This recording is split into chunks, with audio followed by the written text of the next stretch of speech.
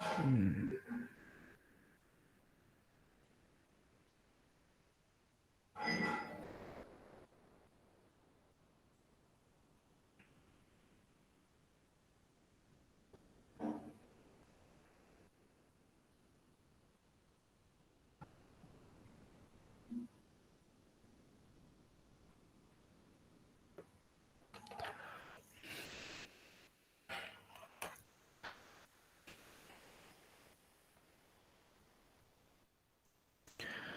हाँ, तो क्योंकि पिछले टर्न की वीडियो में कुछ प्रॉब्लम है, सिर्फ उसमें ऑडियो ही रिकॉर्ड हुई है। तो थोड़ा सा मैं एक बार फिर से जो है वो रिकॉर्डिंग के साथ में रिवाइज कर देता हूँ।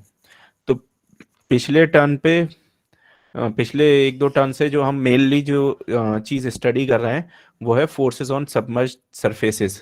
कि जैसे पानी में, ये किसी भी लिक्विड में कोई सरफेस जो है वो डूबा हुआ है, तो उसको उसके ऊपर क्या फोर्सेस लगेंगी। जैसे ये एक आपका एक सरफेस, ये वाटर लेवल है, और उस पे मैंने, उसमें मेरा ये एक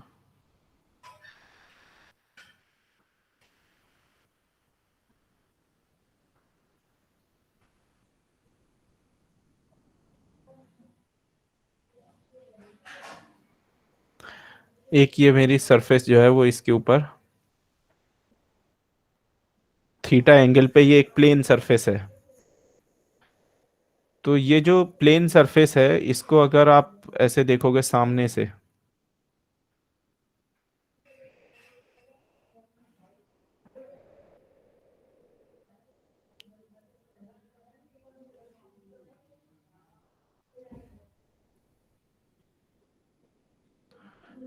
तो इसका अगर फ्रंट में इसको देखोगे, तो ये तो साइड से आपको दिख रहा है। अगर इसका फ्रंट व्यू देखोगे तो ये कुछ भी हो सकता है शेप इसका।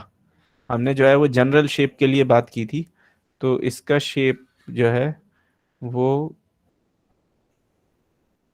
कोई भी शेप हो सकता है यहाँ पे।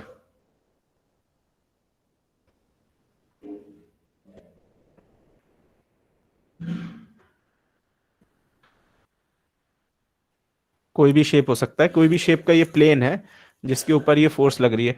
तो हमने ये कहा था कि इस प्लेन के ऊपर जो है हाइड्रोस्टैटिक फोर्स, वाटर की वजह से जो फोर्स है टोटल, वो क्या कितनी लगेगी, वो फोर्स जो है उसको फाइंड करने के लिए हमने कहा था कि या तो आप इंटीग्रेशन करो प्रेशर का पूरे सरफेस पे, लेकिन एक जो है वो हमने एक फॉर्मूला डिराइव किया था जो किसी भी सरफेस के लिए आसानी से हम इस पर टोटल फोर्स फाइंड कर सकते हैं। तो वो फॉर्मूला था कि अगर ये आपकी जो है वो सेंट्रॉइड है इस एरिया की, तो उसके कॉरेस्पॉन्डिंग, सेंट्रॉइड के कॉरेस्पॉन्डिंग जो प्रेशर होगा, सेंट्रॉइड पे जो प्रेशर लग रहा होगा, उसको आप रो जी एच से फाइंड कर सकते हो। तो उसको,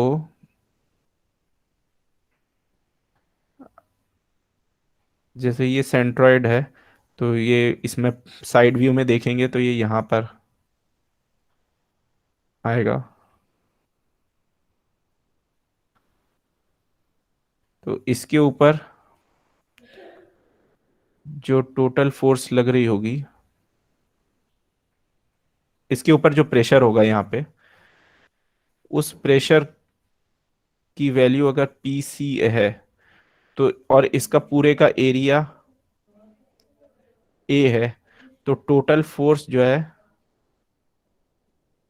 वो वो हो जाएगी P C into A, pressure at centroid into total area. और ये फोर्स एक्ट कहाँ पे करेगी, तो वो एक्ट जो करेगी उसके लिए फॉर्मूला दिया था हमने। तो वो फॉर्मूला ये है कि अगर आप ऐसे करके इस सरफेस के ऊपर एक कोऑर्डिनेट सिस्टम बना लो, इसको आप वाई कहो, इसको एक्स कहो, तो ये जो टोटल फोर्स है, अगर मैं इसको एफ आर कहूँ, तो ये जो एफ आर है ये आपको यहाँ एक्ट करानी है इस पॉइंट पे, जिस पॉइंट को कहते हैं सेंटर ऑफ प्रेशर। तो एफ आर जो है वो इस पॉइंट पे एक्ट करती है। अगर इस पॉइंट के अलावा कहीं पे भी लगाओगे तो उस फोर्स के साथ में एक मोमेंट भी अकाउंट में लेना पड़ेगा। तो इसलिए बेहतर यह है कि हम एफ आर को इस पॉइंट पे रखें जब भी हम मोमेंट कैलकुलेट करें, इसका मतलब टोटल मोमेंट जब हम फाइंड कर रहे हो, प्रॉब्लम सॉल्व कर रहे हो, तो एफ आर को किस पॉइंट पर रखेंगे, सीपी पे, इस पॉइंट पे सीपी।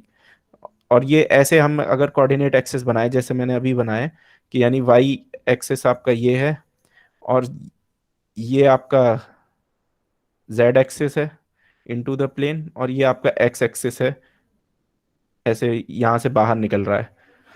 तो उस केस में आपका जो है वो सीपी का जो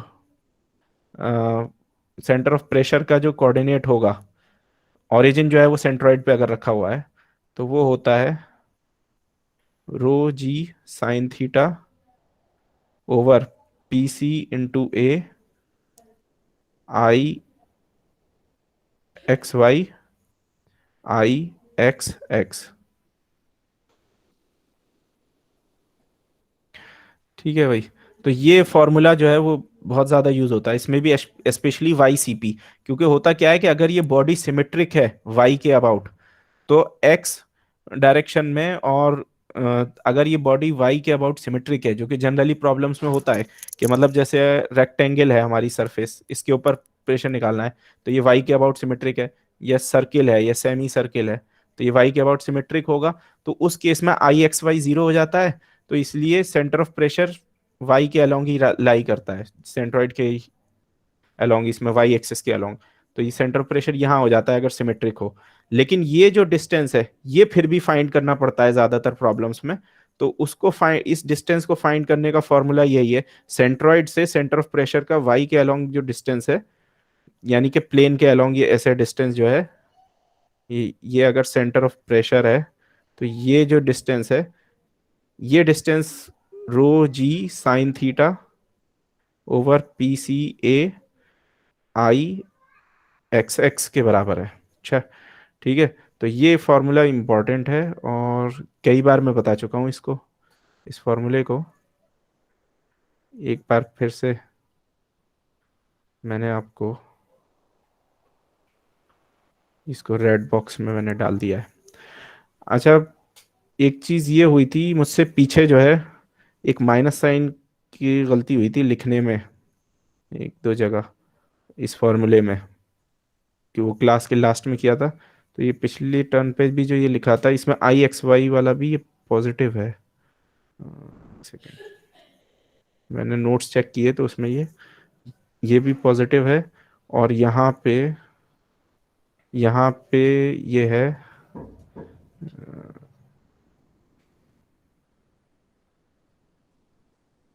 जो अभी मैंने फाइनली लिखा है वो सही है।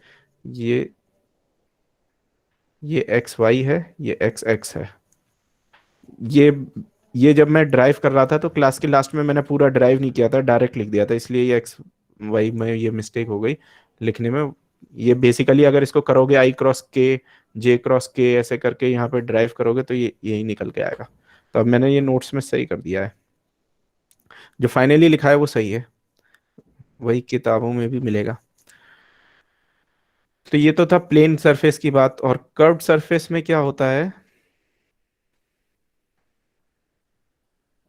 कर्व्ड सरफेस के लिए हमने ये बताया था कि ये आपकी कर्व्ड सरफेस है, तो इसके ऊपर जो टोटल फोर्स है वाटर की वजह से, उसको आप दो हिस्सों में डिवाइड कर लीजिए, एक है हॉरिजॉन्टल और एक है वर्टिकल। तो वर्टिकल जो फोर्स है वो तो इसके ऊपर, जितना वाटर इसके ऊपर है उसके वेट के बराबर हो जाएगी। और जो हॉरिजॉन्टल फोर्स है वो इस प्लेन पे जो फोर्स लग रही है वो हॉरिजॉन्टल फोर्स के बराबर हो जाएगी। तो उससे आप जो है वो फिर ये कर्व्ड सरफेस की प्रॉब्लम सॉल्व कर सकते हो। तो पिछले टर्न पे कई सारी प्रॉब्लम्स जो है वो सॉल्व की थी, अम, जिसमें पहली प्रॉब्लम तो ये थी कि ऐसे करके ये एक गेट है जो पानी को ये रोक रहा है, और ये यहाँ पे हिंज्ड है और ये मास लगा हुआ है। तो बेसिकली हमको करना क्या था इसमें, हमको वाटर की टोटल फोर्स फाइंड करनी थी। उसके लिए हमने सेंट्रॉइड फाइंड किया सबमर्ज सरफेस का। तो सेंट्रॉइड जो है वो हमेशा वाटर पे जब टोटल फोर्स जो हम फाइंड करेंगे हाइड्रोस्टैटिक, तो हमेशा सेंट्रॉइड उस एरिया का फाइंड करेंगे जो पानी में डूबा हुआ है। जो एरिया हवा में, उसको नहीं कंसिडर करेंगे। तो यहाँ पे ये गेट है, ये एक रेक्टेंगल की तरह है। इसे सामने से यहाँ से जब देखोगे तो ये एक रेक्टेंगल की तरह है। तो इसकी सेंट्रॉइड तो यहीं सेंटर में ही लाई करेगी। ये डिस्टेंस, ये ये अगर आपका डूबा हुआ है तो ये जो डिस्टेंस था इसका, ये लेंथ थी डी बाई साइन थीटा, क्योंकि ये डी डेप्थ पे है। तो ये लेंथ आई थी डी बाई साइन थीटा, और ये हो गया D by two sine theta.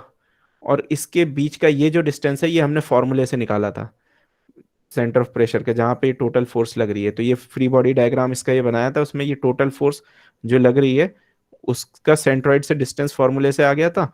और फिर उसकी मदद से हमने ये वाला डिस्टेंस फाइंड कर लिया था, जो कि मोमेंट मोमेंट निकाला था जब हिंज से, तो हमको फोर्स का जो डिस्टेंस है वो चाहिए था। अच्छा, इसमें ये किया था कि प्रेशर जो है उसमें पी ए की टर्म नहीं ऐड की थी, क्योंकि एटमॉस्फेरिक प्रेशर इस बॉडी पे चारों तरफ से लग रहा है, तो वो आपस में सब कैंसिल हो जा रहा है। किसी बॉडी पे अगर एटमॉस्फेरिक प्रेशर सब तरफ से लगे, भाई वाटर के अंदर भी एटमॉस्फेरिक प्रेशर का कंपोनेंट है, P A plus rho g H होता है, और बाकी सरफेस पे तो है ही। तो उस पे जो है वो एटमॉस्फेरिक प्रेशर को ले अकाउंट में लेने की जरूरत नहीं होती है, अगर किसी बॉडी पे सब तरफ से फ्लूइड का प्रेशर लग रहा हो। हाँ, अगर कोई बॉडी ऐसी हो कि जैसे मान लीजिए यहाँ पे एयर है, लेकिन अगर यहाँ पे एयर नहीं होती, सॉलिड वॉल होती, तब फिर हमको एयर का प्रेशर भी अकाउंट में लेना पड़ता, क्योंकि ये जो सॉलिड वॉल है उसकी वजह से यहाँ पे एयर का प्रेशर नहीं आ रहा है, जो उसके अपोजिट साइड के प्रेशर को कैंसिल करे। ठीक है भाई। इसी तरह से हमने दूसरी एक प्रॉब्लम सॉल्व की थी, ये तो ये हो गई, जिसमें ये ब्लॉक था। तो ये भी सेम ही प्रॉब्लम थी, बस इसमें ये इसका ब्लॉक का वेट ऐड हो गया था। सिमिलर ही प्रॉब्लम थी। फिर ये कर्व्ड सरफेस के लिए थी। तो उसमें कर्व्ड सरफेस में हमने जो है वो वर्टिकल कंपोनेंट फाइंड किया था। इस एरिया, जो ये इसकी वॉल्यूम है वाटर, इस सरफेस में के ऊपर जितना वाटर आ सकता था, तो उसना उसका वेट फाइंड करके हमने वर्टिकल फोर्स निकाली थी, और फिर इस प्लेन पे फोर्स से हॉरिजॉन्टल निकाली थी। अ, ये मैंने पूरा सॉल्व नहीं किया था कल टाइम की वजह से। फिर ये एक बैलून की ये प्रॉब्लम थी कि ये एक्सेलरेशन हो रहा है, तो ये बैलून जो है वो कितना थीटा एंगल से डिफ्लेक्ट होगा। तो उसको निकालने का तरीका ये था कि इस बैलून के ऊपर सारी फोर्सेस हमने बैलेंस कर ली। तो एक तो बायंसी आ रही थी ग्रेविटी की वजह से, और दूसरी बायंसी की फोर्स आ रही थी एक्सेलरेशन की वजह से, अपोजिट डायरेक्शन में एक्सेलरेशन के, और उसको टेंशन बैलेंस कर रहा था। तो उसकी मदद से फिर हमने जो है वो इसका एंगल निकाल लिया था। ठीक है, ये तो बात हो गई खत्म यहाँ प्लेन सरफेसेस की। अब आज बात करनी है सबमर्ज बॉडीज की। अभी सबमर्ज सरफेसेस की बात हो रही थी, अब हम जो है वो बॉडी पे टोटल फोर्स की बात करेंगे। तो यानी उसी में जो है वो हमारा बायंसी निकल के आएगा। तो तो इसमें दो केस बनते हैं। एक केस तो है, तो हम बात कर रहे हैं फोर्सेस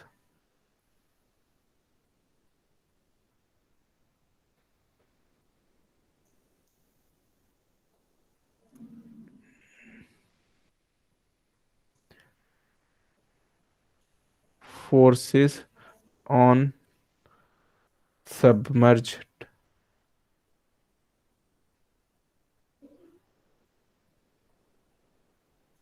बॉडीज की। तो बेसिकली होता यह है कि जैसे आपका अ,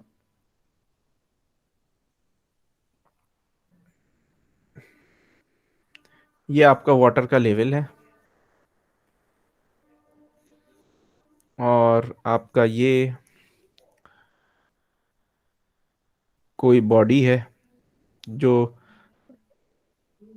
अगर फुल्ली सबमर्ज्ड है, जैसे कोई बॉडी है, तो इस बॉडी की सरफेस को हम दो हिस्सों में डिवाइड कर सकते हैं।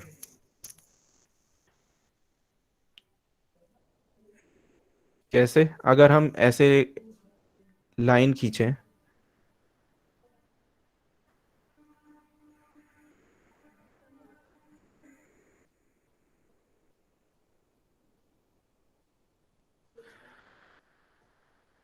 तो एक तो हो गई अपर सरफेस,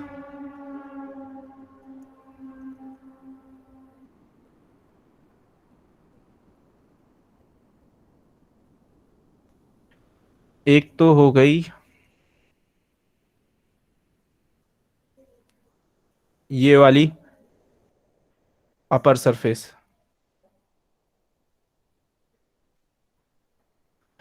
इस अपर सरफेस पे जो फोर्स लग रही है वो किस डायरेक्शन में लग रही है? Vertically downward. Vertically downward. और वो कितनी फोर्स है? वो इस सरफेस के ऊपर जितना भी वाटर, मैं रेड से ही बनाता हूं क्योंकि अपर सरफेस की बात रेड से दिखा रहा हूं मैं। तो इस सरफेस के ऊपर ऊपर जितना वाटर है उसके वेट के बराबर जो है ये वर्टिकली डाउनवर्ड फोर्स लग रही है। ठीक है भाई। अच्छा, आप अब दूसरी जो पार्ट है इसका सरफेस का वो है लोअर सरफेस, ये वाला पार्ट।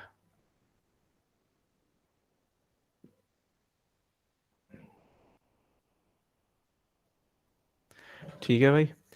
तो ये जो लोअर सरफेस है इस पे फोर्स किस डायरेक्शन में लग रही है?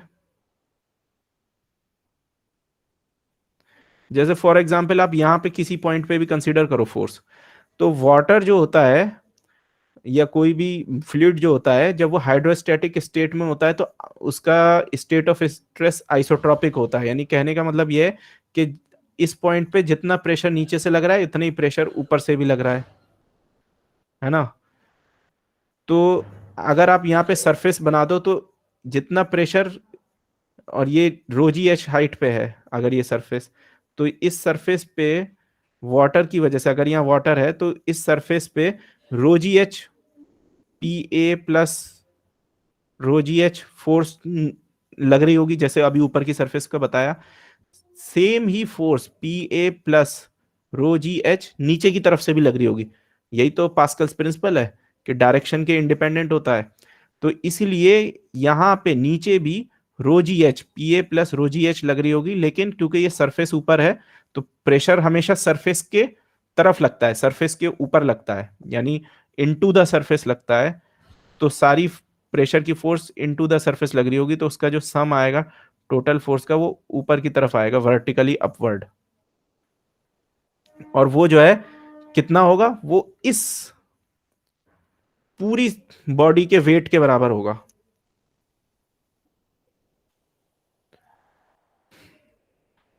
क्योंकि वाटर का, अगर आप इस सरफेस पे सिर्फ सरफेस की बात करें, थोड़ी देर के लिए बॉडी भूल जाएं, ये समझें कि यहाँ पे ये जो बॉडी की सरफेस है ये सिर्फ सरफेस है, तो उसके ऊपर नीचे की तरफ जो है वो इस पानी का वेट लग रहा होता, जितना मैंने अभी हैच किया है ब्लू कलर से, उतने पानी का वेट इस सरफेस पे इस डायरेक्शन में लग रहा होता। अगर ये सरफेस की बात करते यहाँ पे ये बॉडी नहीं होती, यस सर। और नीचे से भी उतना ही जो है वो इसको बैलेंस कर रहा होता। तो अब जब वो बॉडी है तो वो फोर्स अब भी उतनी ही लगेगी। वो फोर्स जो है वो इतनी लगेगी जितनी के, क्योंकि वो तो फोर्स तो ये रोजी एच थी, तो ये रोजी एच फोर्स जो है अब ये इस सरफेस पे नीचे की तरफ से लग रही है। ऊपर की तरफ बॉडी है, अगर नहीं होती तो ऊपर की तरफ से भी उतनी लग रही होती और ये सरफेस बैलेंस होती। तो अब क्या हुआ कि ऊपर वाला जो वेट था वो कम है, नीचे वाला जो वेट है वाटर का, ब्लू वाला जो वेट है वो ज्यादा है।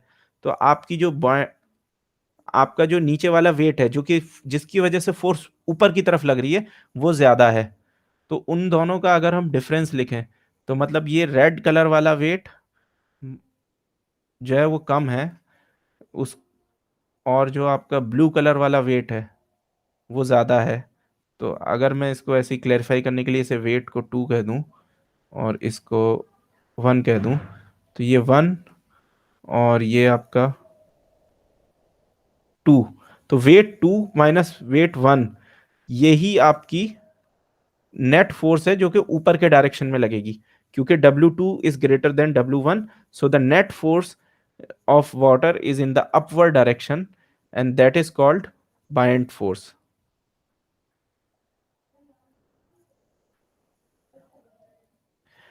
अच्छा, आपको ये भी पता है कि ये कितना, W2 और W1 में कितना डिफरेंस है? उतना ही डिफरेंस है जितने कि इस वॉल्यूम में कवर हुआ। भाई ये वाला वेट तो दोनों में कॉमन है, तो ये तो कैंसिल हो जाएगा W2 माइनस W1 में।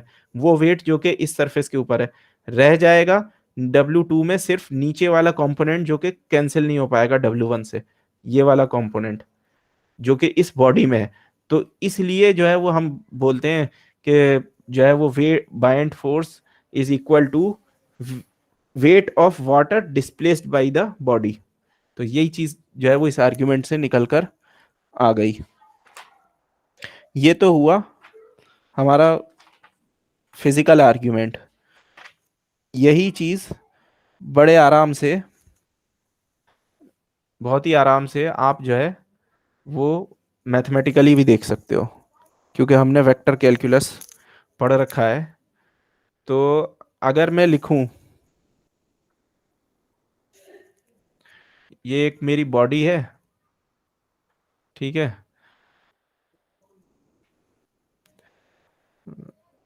और ये अगर ये सबमर्ज्ड है पूरी की पूरी, तो मैं इसके ऊपर इसके ऊपर जो प्रेशर लग रहा है किसी भी पॉइंट पे, सब तरफ प्रेशर लग रहा है P, है ना। अगर ये एन नॉर्मल जो है वो आउटवर्ड ले लें, बॉडी नॉर्मल हमेशा बॉडी के आउटवर्ड लेते हैं, तो प्रेशर का डायरेक्शन जो है वो माइनस एन हो जाएगा। तो minus P N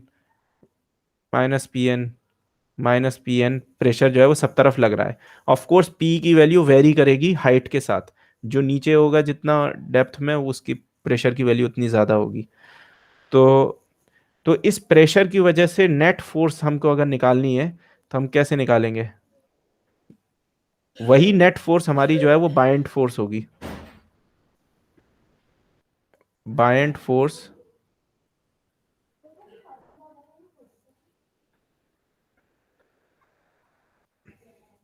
is the net force due to hydrostatic pressure. क्योंकि भाई वाटर जो है वो सिर्फ प्रेशर ही तो लगा रहा है यहाँ पे, और कोई फोर्स तो लगा नहीं रहा। इस बॉडी पे इन टोटल दो ही फोर्स लग रही है, एक तो बॉडी का अपना वेट लग रहा है, दूसरा जो है ये प्रेशर लग रहा है वाटर का। तो जो जो बायंसी, जो ये ऊपर की तरफ जो फोर्स जो ये वाटर फील करता है, जो बॉडी फील करती है, वो प्रेशर के थ्रू ही तो लगती है, क्योंकि वाटर तो सिर्फ एक प्रेशर ही उसके पास में एक मीडियम है जिसके थ्रू वो फोर्स लगा सकता है। तो इसलिए जो है वो बॉयंट फोर्स जो है उसको अगर हमें निकालना है, तो हमको इस पूरी सरफेस पे, अगर मैं इस सरफेस को एस बोल दूं बॉडी की, तो इस पूरी सरफेस के ऊपर, और ये क्लोज सरफेस होगी क्योंकि बॉडी की सरफेस है, के ऊपर प्रेशर को हमको इंटीग्रेट करना होगा। ये हमको करना पड़ेगा अगर हमको जो है वो टोटल फोर्स निकालनी है इसकी प्रेशर की। तो प्रेशर को हम पूरी सरफेस पे इंटीग्रेट कर देंगे। अब यहाँ पे हम जो है वो लगा सकते हैं अपना, अच्छा ये माइनस पी एन होगा, प्रेशर जो है वो माइनस पी एन है। तो यहाँ पे हम अपना लगा सकते हैं गॉस थ्योरम, जो कि सरफेस इंटीग्रल को वॉल्यूम इंटीग्रल में कन्वर्ट कर देता है। तो गॉस थ्योरम जब हम लगाएंगे, तो ये सरफेस इंटीग्रल इस बॉडी की, तो ये तो सरफेस है, ये वॉल्यूम पूरी बॉडी का, उसके ऊपर ये इंटीग्रल, ये गॉस का थ्योरम लगाएंगे तो ये हो जाएगा। और यहाँ पे क्या हो जाता है, पी एन होता है, तो यहाँ पे हो जाता है ग्रेडियंट ऑफ दैट स्केलर, तो ग्रेडियंट ऑफ पी हो जाएगा, और ये माइनस तो रहेगा अपनी जगह, ग्रेडियंट ऑफ पी हो जाएगा, और यहाँ पे वॉल्यूम आ जाएगा। अब आपने पढ़ रखा है gradient of P is equal to rho g, hydrostatic equation. तो ये रोजी जो ये रो है ये वाटर का है, ठीक है, इसी लिक्विड का है। तो ये इक्वेशन क्या देती है, ये इक्वेशन हमको प्रेशर डिस्ट्रीब्यूशन देती है वाटर में, या किसी भी लिक्विड में, ये किसी भी फ्लूइड में इन जनरल। तो इसको अब यहाँ पे रख दें ग्रेडियंट ऑफ पी को। तो हम जैसे ये वाटर की बात कर रहे हैं अभी, तो इसको rho g, rho of water into gravity.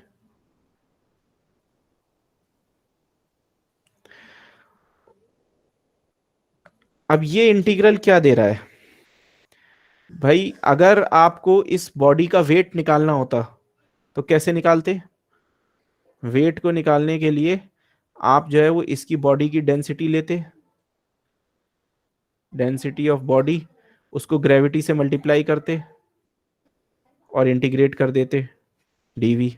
अच्छा, इस वाले इंटीग्रल में से माइनस बाहर ले सकते हैं और यहाँ पे रो डब्ल्यू जी डीवी ये हो जाएगा।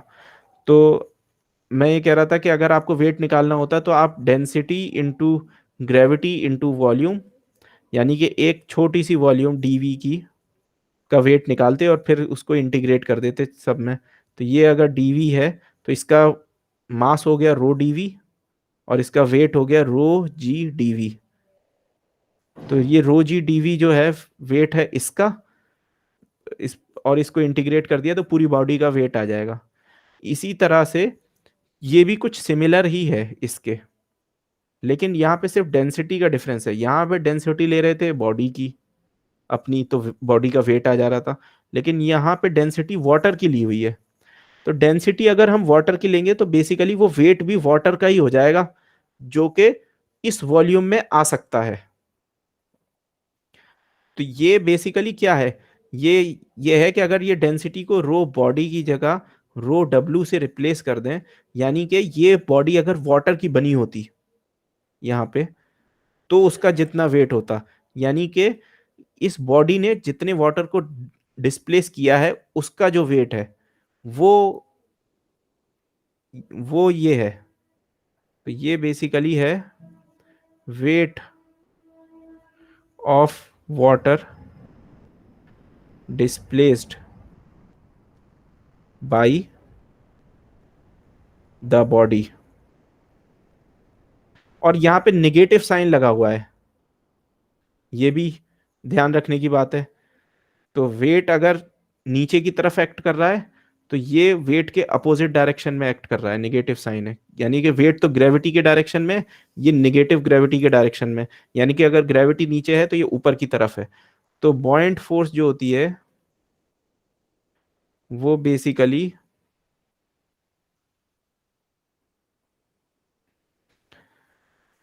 हाँ, buoyant force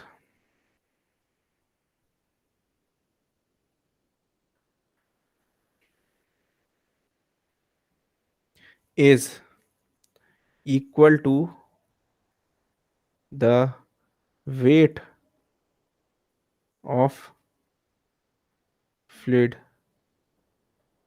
displaced and is opposite, and its direction is opposite,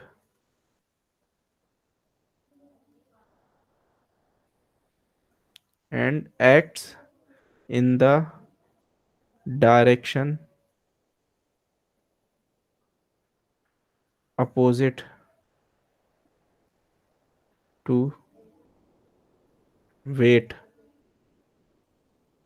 या ग्रेविटी कह लीजिए,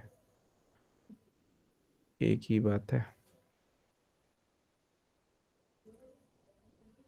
opposite to that of gravity, यानी ग्रेविटी के डायरेक्शन के अपोजिट डायरेक्शन में एक्ट करती है। इसको इस इस थ्योरम को जो हमने अभी निकाला, इसको क्या बोलते हैं? ये तो 9th क्लास से पढ़ते आ रहे हैं आर्किमिडीज प्रिंसिपल। जी। तो ये आर्किमिडीज प्रिंसिपल है।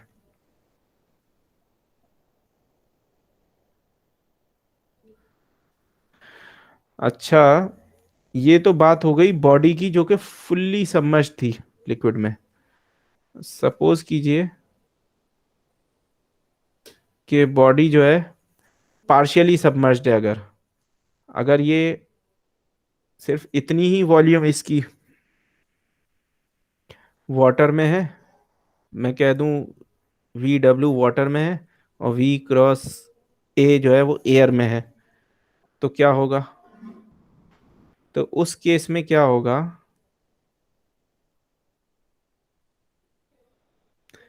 उस केस में हम बाइंड फोर्स जब निकालेंगे तो हमारा जो ये इंटीग्रल था माइनस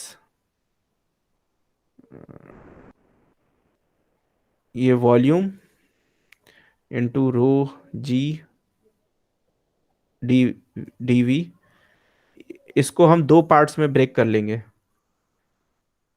ठीक है, एक पार्ट तो हो जाएगा हमारा जो वाटर में है, उसमें डेंसिटी रखेंगे वाटर की, ग्रेविटी इंटू डीवी। और दूसरा जो पार्ट है वो हो जाएगा हमारा एयर का में जो बॉडी है, और इसमें डेंसिटी यहाँ पे रखेंगे एयर की, फ्लूइड की डेंसिटी की जगह, और डीवी। अब ये वाला जो पार्ट है, ये डेंसिटी एयर की वाटर की डेंसिटी के कंपैरिजन में बहुत स्मॉल होती है, 1000 टाइम्स लगभग स्मॉल होती है, तो ये पार्ट नेग्लिजिबल बिल होता है।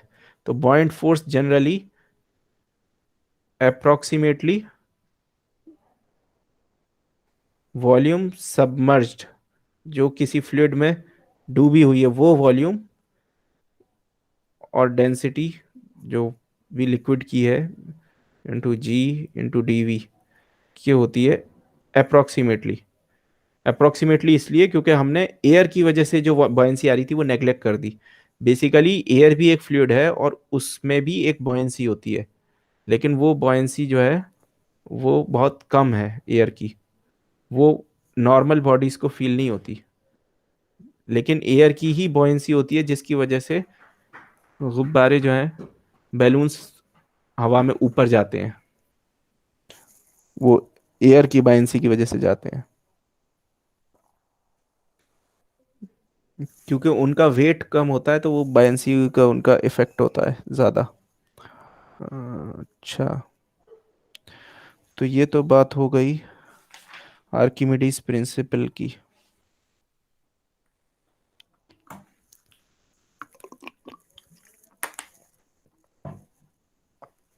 अब हमें ये पता करना है कि ये बाइंड फोर्स जो है ये एक्ट कहाँ करती है। ठीक है, कि हम किस पॉइंट पे बॉडी के बाइंड फोर्स को लगाएं। यानी कि जैसे हमने इसको लगाया, अ, हम वेट जो है उसको लगाते हैं सेंट्रॉइड पे, बॉडी के सेंटर ऑफ ग्रेविटी पे। बेसिकली वेट एक्ट करता है सेंटर ऑफ ग्रेविटी पे, ऐसे ही बायंसी जो है वो एक्ट कहाँ पे करती है। जैसे कि सबमर्ज सरफेसेस पे प्रेशर जो है वो सेंटर ऑफ प्रेशर पे एक्ट करता है, टोटल प्रेशर। इसी तरह से किसी बॉडी में जो बायंट फोर्स है वो एक्ट किस पॉइंट पे करती है, ये हमको फाइंड करना है। तो हमको निकालना है point of action of point force,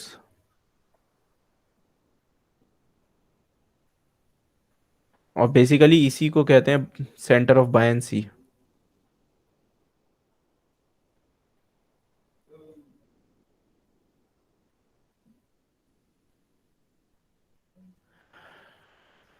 हम्म, तो अगर आपकी बॉडी फुल्ली सबमर्ज्ड है, तो ये है फुल्ली सबमर्ज्ड,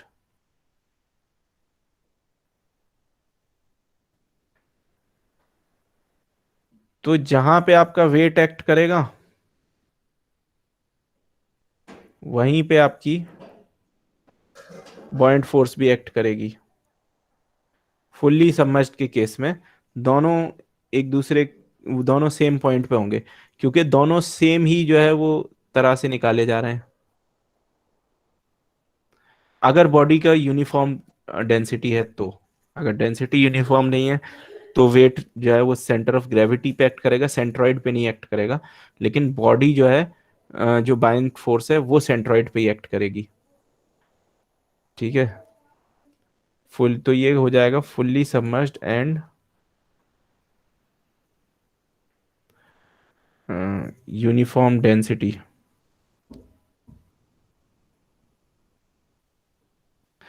इसके अलावा इन जनरल जो है वो जरूरी नहीं है कि बायंट फोर्स और वेट जो है वो एक ही पॉइंट पे एक्ट करें। तो ये पता लगाने के लिए कि बायंट फोर्स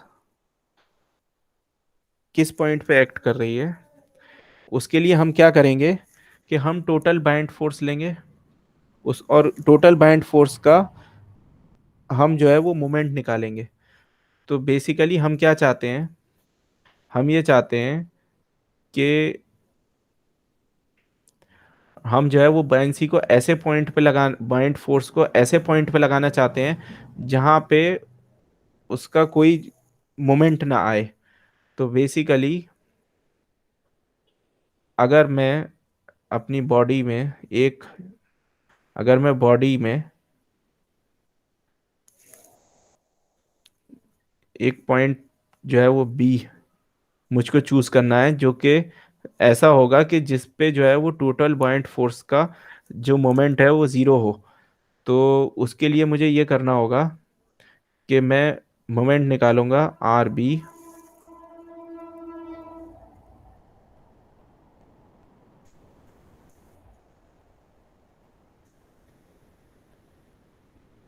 क्रॉस एफ।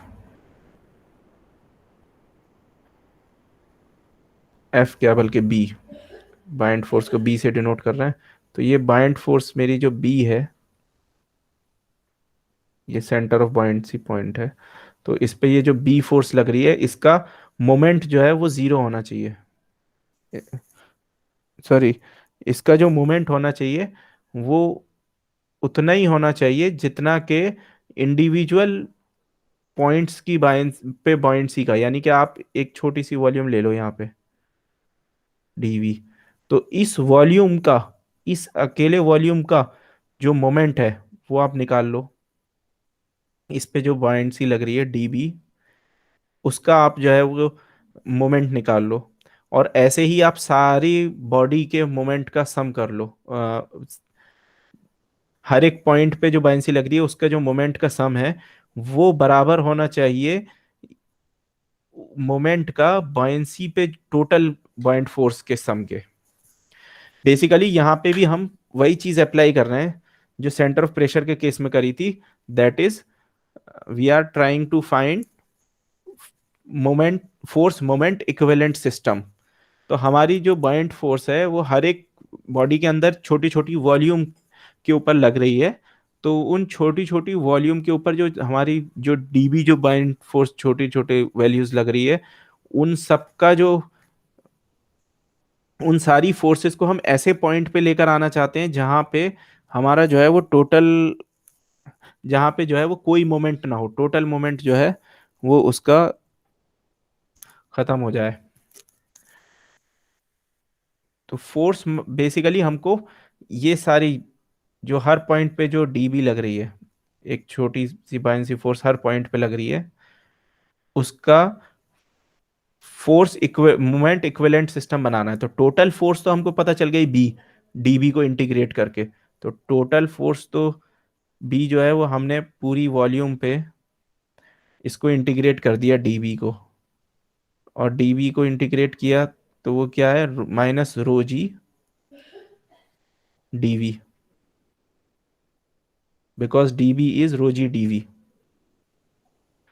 इसी तरह से अब हमको मोमेंट का भी सम करना है और उसको बराबर कर देंगे टोटल फोर्स के मोमेंट के। तो हमको जो है वो फोर्स मोमेंट इक्विवेलेंट सिस्टम मिल जाएगा। तो ये हो जाएगा आर क्रॉस डीबी का moment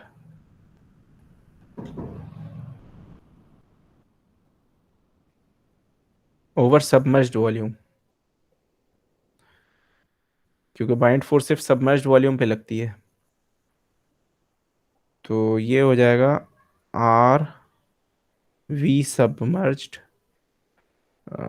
cross rho minus DV is minus rho g DV.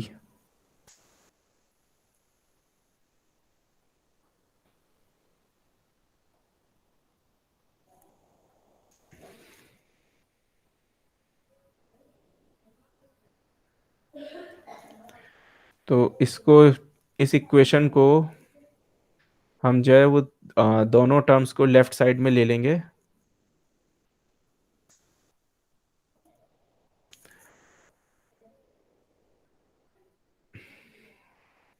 तो ये है R B cross B total buoyant force minus V sub rho R cross minus rho g d V. अच्छा, ये टोटल बाइंड फोर्स जो है ये we सब के ऊपर का इंटीग्रल है इसमें। अब अगर ये रो जी हमारा कांस्टेंट है तो इसको बाहर ले लेंगे, तो ये हो जाएगा minus rho g integral V submerged DV. और ये इंटीग्रल की वैल्यू क्या होगी, basically minus rho g V submerged. So this is your total buoyant force, weight of fluid displaced हो गया बेसिकली ये। क्योंकि रो जी रो इंटू वी सब जो है वो volume of the fluid displaced हो गया इंटू ग्रेविटी। तो वेट ऑफ फ्लूइड डिस्प्लेस्ड जो है वो हो गई ये बॉयंसी फोर्स। तो ये यहाँ पे अगर रखते हैं तो basically R B cross minus rho g we,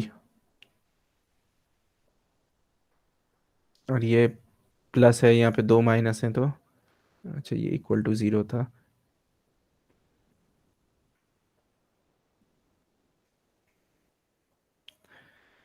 we sub R cross rho g DV is equal to zero. अच्छा, अगेन ये रो जी हमने कांस्टेंट लिया हुआ है, तो इसको तो हम बाहर निकाल सकते हैं। तो बेसिकली अंदर क्या रह जाएगा, अंदर रह, अगर कॉमन ले लें रो क्रॉस रो जी को जो कि कांस्टेंट है, तो उसको बाहर अगर ले लें तो यहाँ पे हो जाएगा R minus, sorry, R V B, ये भी समझ, R V sub minus integral over V सब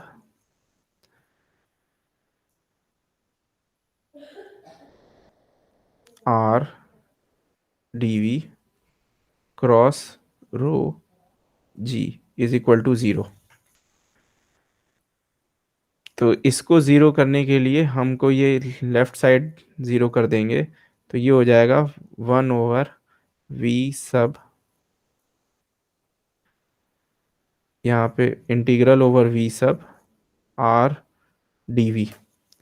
अब इसे अगर गौर से देखें तो ये क्या है, आर बी, ये वॉल्यूम का सेंट्रॉइड है। This is nothing but centroid of the volume, submerged volume. तो आर बी हमारा निकल के आया इज एट, या ये कहें कि आर बी क्या है, बॉयंसी, सेंटर ऑफ बॉयंसी का लोकेशन। तो हम कहेंगे centre of buoyancy is at the centroid of the submerged volume. जितनी वॉल्यूम पानी के अंदर है उतनी वॉल्यूम का सेंट्रॉइड अगर फाइंड कर लें, टोटल वॉल्यूम का नहीं, उतनी वॉल्यूम का जितनी पानी के अंदर है, तो वो हमको दे देगा सेंटर ऑफ बायंसी।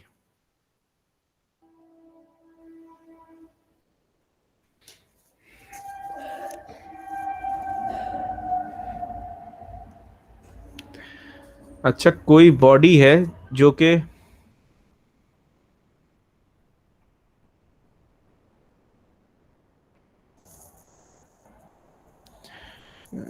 कोई बॉडी है जो कि इक्विलिब्रियम में है, स्टैटिक है, और वो सबमर्ज्ड है। तो जैसे फॉर एग्जांपल,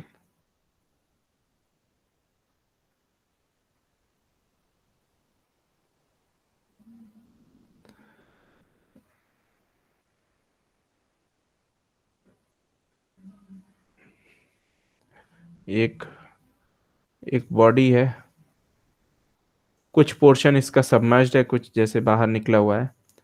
अब ये अगर स्टैटिक है यानी इक्विलिब्रियम में है, तो वो क्या कंडीशन होगी कि इस बॉडी की इक्विलिब्रियम में होने के लिए, क्योंकि हम हाइड्रोस्टैटिक की बात कर रहे हैं तो हमारा फ्लूइड भी स्टैटिक है और हमारे बॉडी भी स्टैटिक होगी। तो conditions for equilibrium of submerged oblique floating. तो फ्लोटिंग मतलब कि अगर कुछ सबमर्ज्ड है, कुछ पार्शियली सबमर्ज्ड है, उस फ्लोटिंग बॉडीज। तो ये हमको फाइंड करना है कि क्या कंडीशन होगी। तो यहाँ पे इस बॉडी का एक तो लग रहा होगा वेट, ठीक है, और एक लग रहा है उसकी बाइंड फोर्स। तो वेट तो लग रहा है सेंट्रॉइड पे, और बाइंड फोर्स लग रही है सेंटर ऑफ बायंसी पे। सेंटर ऑफ बायंसी पे बाइंड फोर्स लग रही है।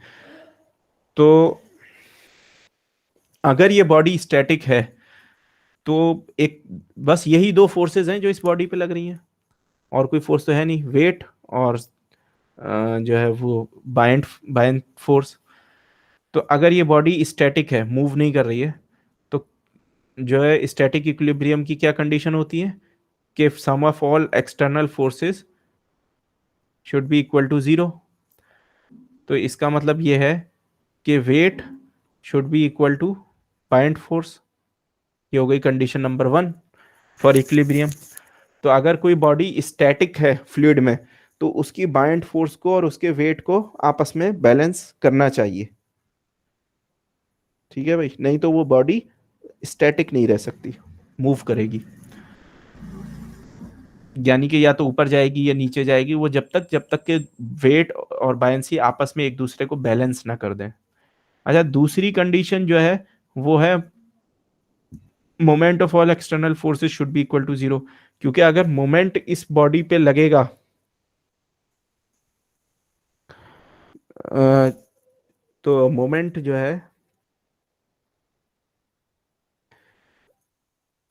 मोमेंट अगर लगेगा तो बॉडी रोटेट करेगी, लेकिन बॉडी तो स्टैटिक है, रोटेट कर नहीं रही है अगर।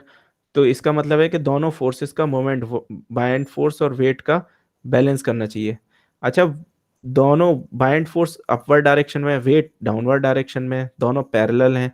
तो दो पैरेलल फोर्स का मोमेंट कब जीरो होगा?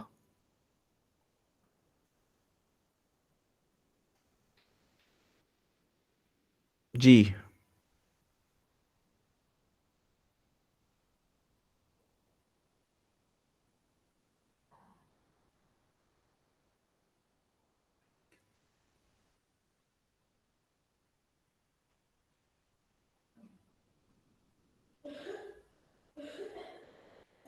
दो पैरेलल फोर्सेस का मोमेंट कब जीरो होता है? अब सर दोनों की लाइन ऑफ एक्शन सेम हो। Exactly exactly.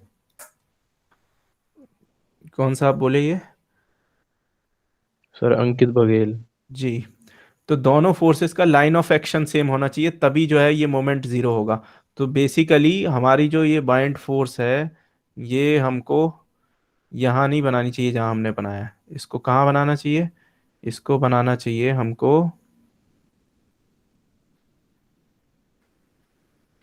एकदम ऊपर इसके।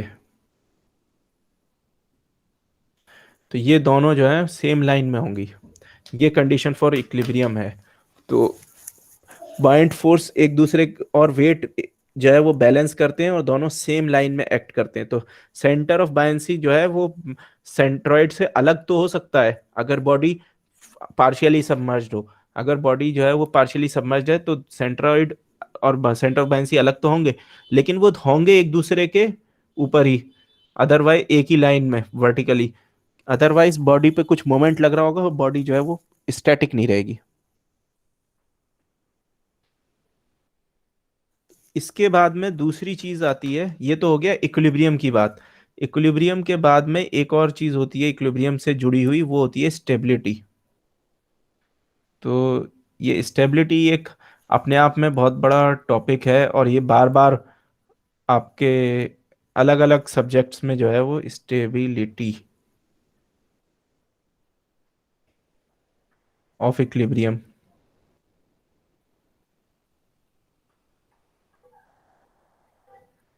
तो ये बार बार जो है वो रिपीट होता है अलग अलग सब्जेक्ट्स में। स्टेबिलिटी, स्टेबिलिटी क्या होता है किसी इक्विलिब्रियम का? स्टेबिलिटी ये होता है कि जैसे फॉर एग्जांपल, एक बड़ा कॉमन एग्जांपल जो स्टेबिलिटी का दिया जाता है वो ये है कि एक बॉल रखी हुई है एक ऐसे एक प्लेट्यू टाइप के उस पे, ठीक है। एक बॉल है जो कि स्टैटिक है ऐसे, और एक बॉल है जो कि ऐसे एक एक इसमें है बाउल में, और एक बॉल है जो कि एक प्लेन के ऊपर रखी है। तीनों बॉल इक्विलिब्रियम में है, ठीक है। All three cases are of equilibrium, ठीक है भाई। क्योंकि बॉल मूव नहीं कर रही है, बॉल स्टैटिक है, तो सारी फोर्सेस सारे मोमेंट सब बैलेंस है, तो ये इक्विलिब्रियम का केस है। लेकिन तीनों के इक्विलिब्रियम अलग अलग तरह के हैं। कैसे? अगर इस बॉल को मैं हल्का सा जो है वो पुश करूं, चाहे किसी भी डायरेक्शन में, इस डायरेक्शन में, तो क्या होगा? ये बॉल जो है वो नीचे आ जाएगी। अगर मैं जरा सा सब पुश करूं, एकदम बिल्कुल जरा सा, तो ये बॉल जो है वो फौरन अपने इक्विलिब्रियम को छोड़ देगी। तो ऐसे इक्विलिब्रियम को, जिसको जरा सा डिस्टर्ब करने पे बॉडी जो है इक्विलिब्रियम से बाहर आ जाए, ऐसे इक्विलिब्रियम को कहते हैं अनस्टेबल इक्विलिब्रियम। अच्छा,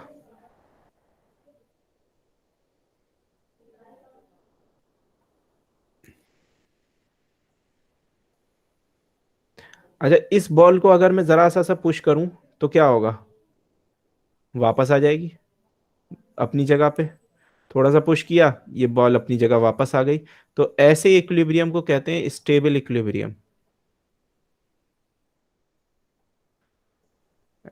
कि जिसमें जो है वो, अगर आप डिस्टरबेंस कुछ क्रिएट करो तो बॉडी जो है वो वापस आ जाए, उसको कहते हैं स्टेबल इक्विलिब्रियम। अच्छा, इसमें क्या है? इसमें जो है वो अगर मैं पुश करूं तो ये वाप एक और इक्विलिब्रियम पोजीशन में चली जाएगी। अगर मैं थोड़ा डिस्टर्ब किया तो बॉल यहाँ की यहाँ आ गई, लेकिन यहाँ पे भी एक इक्विलिब्रियम है। तो ये कहलाता है न्यूट्रल, न्यूट्रली स्टेबल इक्विलिब्रियम। तो न्यूट्रली स्टेबल में तो ज़्यादा जाने की ज़रूरत नहीं है, लेकिन ये स्टेबल और अनस्टेबल बड़े इंपॉर्टेंट है। ये चीज़ आप अलग अलग जगह पे अलग अलग सब्जेक्ट में देखोगे।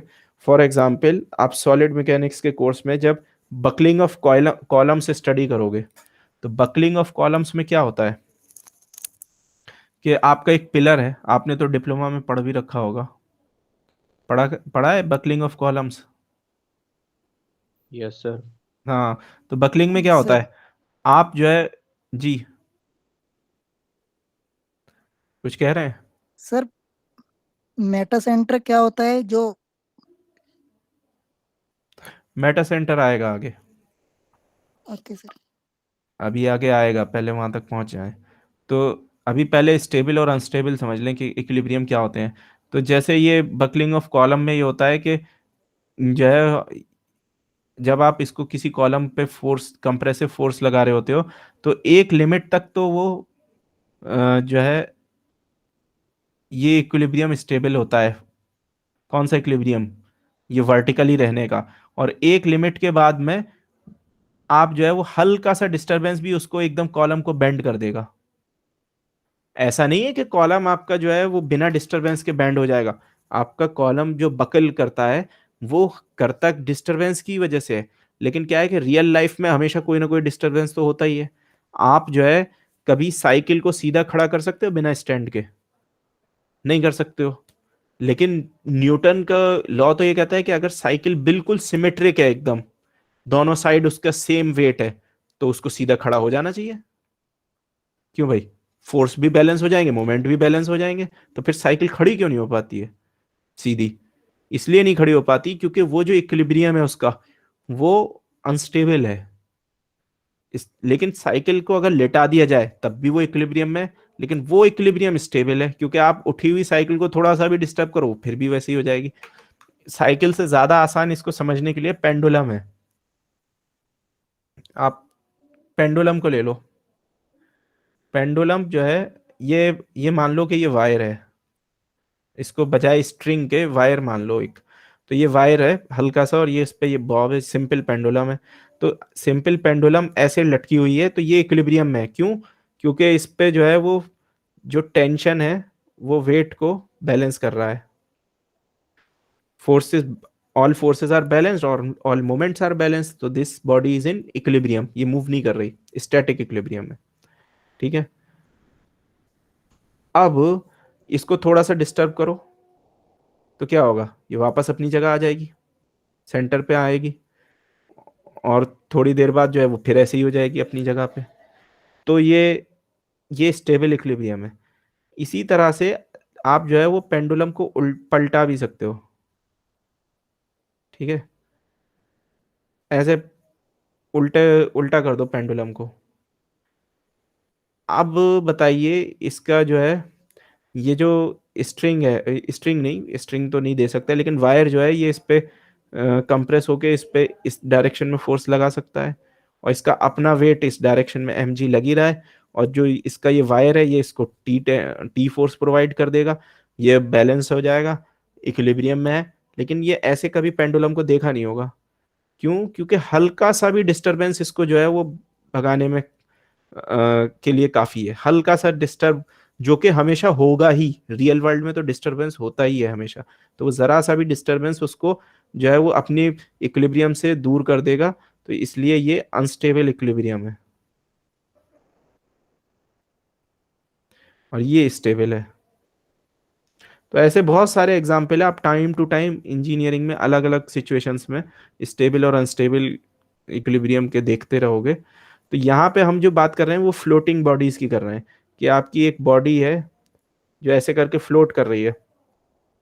तो ये अभी इक्विलिब्रियम में है। इक्विलिब्रियम के लिए हमने कंडीशन भी देख ली कि उसकी जो बाइंड फोर्स है उसका डायरेक्शन उसके वेट के डायरेक्शन के अपोजिट होना चाहिए। ये हमने कंडीशन भी देख ली, यहाँ पे एक लाइन में होनी चाहिए ये। तो ये बॉडी इक्विलिब्रियम में तो है, लेकिन क्या होता है कि क्या हम इसको, क्या ये इक्विलिब्रियम स्टेबल है?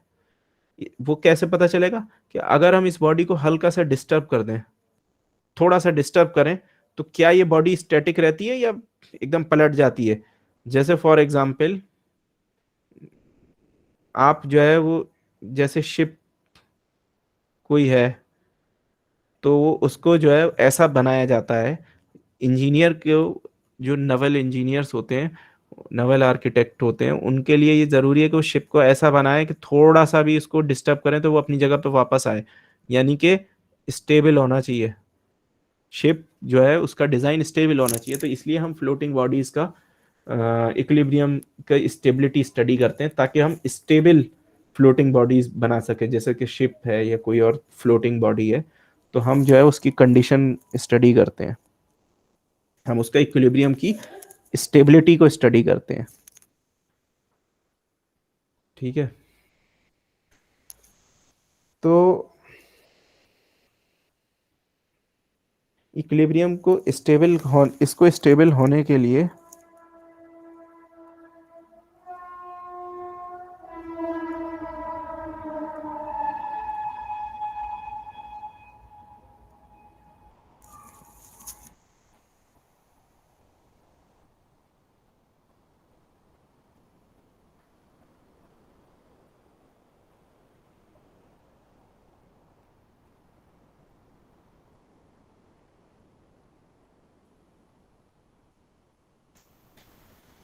हम्म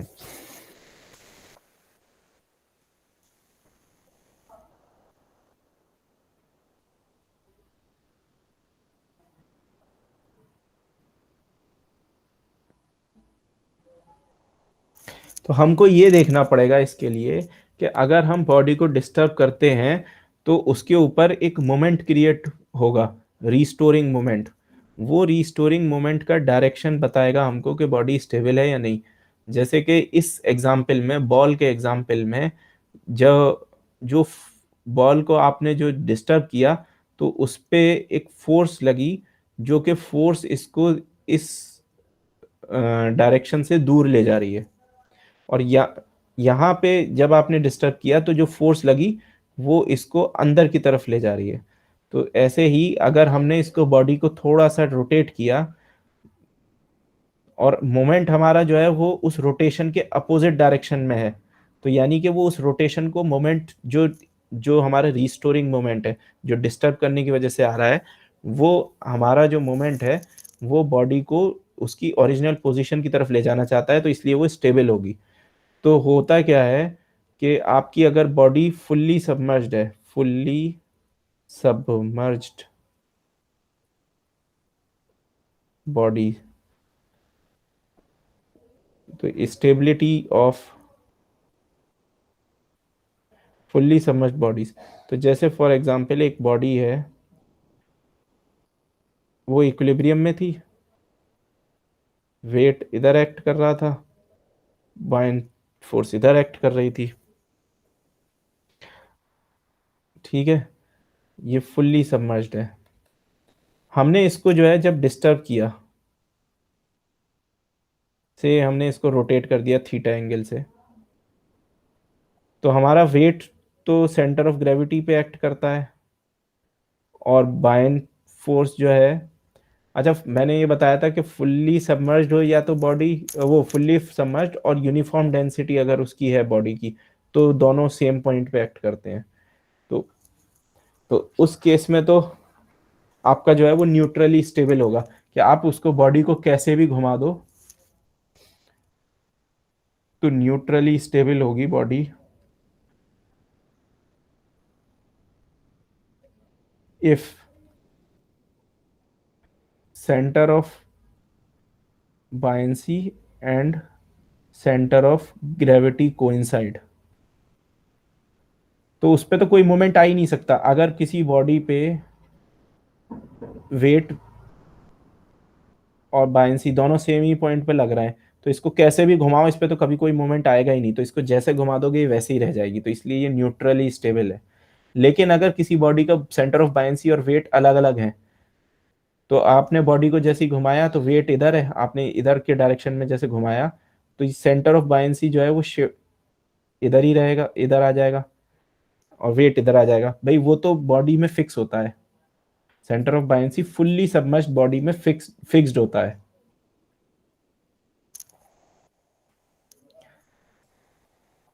location of CB is fixed in the body for fully submerged bodies। तो ये आपकी हुई बॉयंट फोर्स और ये आपका हुआ वेट। अब ये बताइए कि इसका मोमेंट किस डायरेक्शन में आ रहा है, जो ये कपल फॉर्म कर रहे हैं ना, वेट और बॉयंट फोर्स, वो किस डायरेक्शन में आ रहा है? वो आ रहा है इस डायरेक्शन में, ये रीस्टोरिंग है, रीस्टोरिंग मोमेंट है। तो ये रोटेशन है इस डायरेक्शन में और रिस्टोरिंग मोमेंट रोटेशन को अपोज कर रहा है, तो इसलिए ये स्टेबल हुआ। इसी तरह से अगर मैं एक और बॉडी लूं,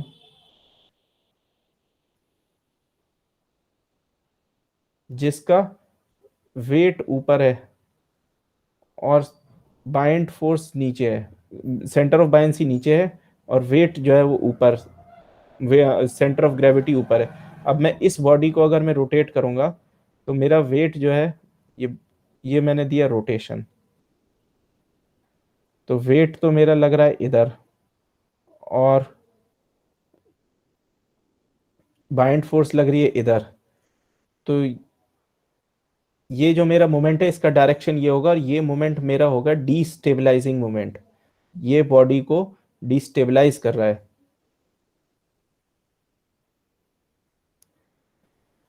तो क्या बात निकल के आई, for fully submerged bodies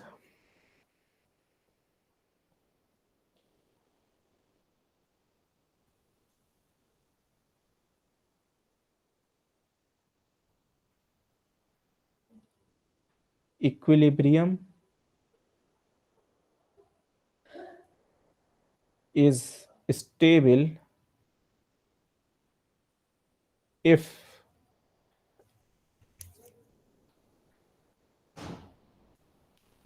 center of buoyancy is above center of gravity। ये बात हो गई फुल्ली सबमर्ज्ड बॉडीज की, कि उनके लिए सेंटर ऑफ बायंसी और सेंटर ऑफ ग्रेविटी जो है वो अगर सेंटर ऑफ बायंसी ऊपर है, सेंटर ऑफ ग्रेविटी नीचे है, तो बॉडी स्टेबल होगी, क्योंकि मोमेंट जो क्रिएट होगा बॉडी को रोटेट करने से वो रिस्टोरिंग मोमेंट होगा। और अगर किसी बॉडी में सेंटर ऑफ बायंसी नीचे है, सेंटर ऑफ ग्रेविटी ऊपर है उसके, तो उस बॉडी में जो मोमेंट क्रिएट होगा रोटेट करने पे वो डिस्टेबलाइजिंग मोमेंट होगा, वो रोटेशन के डायरेक्शन में होगा। तो इसलिए उसको जो है हम उस केस में बॉडी जो है का इक्विलिब्रियम अनस्टेबल होगा, कि अगर किसी का वेट ऊपर और सेंटर ऑफ बायंसी नीचे है तो वो बॉडी अनस्टेबल होगी, उसको जरा सा भी टच करने पे वो पलट जाएगी। लेकिन ये बात थी सिर्फ फुल्ली सबमर्ज्ड बॉडीज के लिए, क्योंकि फुल्ली सबमर्ज्ड बॉडीज में क्या होता है कि सेंटर ऑफ बायंसी फिक्स होता है बॉडी के अंदर। जो क्यों फिक्स होता है, इसलिए फिक्स होता है क्योंकि सेंटर ऑफ बायंसी निकालने के लिए हमको सबमर्ज्ड वॉल्यूम फाइंड करनी है। तो जो बॉडी फुल्ली सबमर्ज्ड है उसकी वॉल्यूम तो चेंज नहीं होने जा रही, वो तो जितनी वॉल्यूम उसकी सबमर्ज्ड है उतनी रहेगी। लेकिन अगर कोई बॉडी पार्शियली सबमर्ज्ड है और उसको आप रोटेट करोगे तो उसकी जो वॉल्यूम जो है सबमर्ज्ड है वो चेंज होगी, जितनी वॉल्यूम पानी के अंदर है वो चेंज होगी डिपेंडिंग ऑन रोटेशन। आप उसको चेंज करोगे थोड़ा सा तो वो एक साइड की वॉल्यूम जो है वो पानी में चली जाएगी, दूसरी तरफ की निकल आएगी। तो उस केस में आपका सेंटर ऑफ बायंसी जो है वो शिफ्ट हो जाता है बॉडी में अंदर, तो उस केस में थोड़ा सा कॉम्प्लिकेटेड होता है और वहां पे जो है वो मेटा सेंटर की हमारी डेफिनेशन जो है वो काम आती है मोमेंट को निकालने में। ठीक है भाई, तो आज जो है वो ऑलरेडी अटेंडेंस बहुत कम है, पता नहीं क्यों। यही तक रहेंगे सर बस।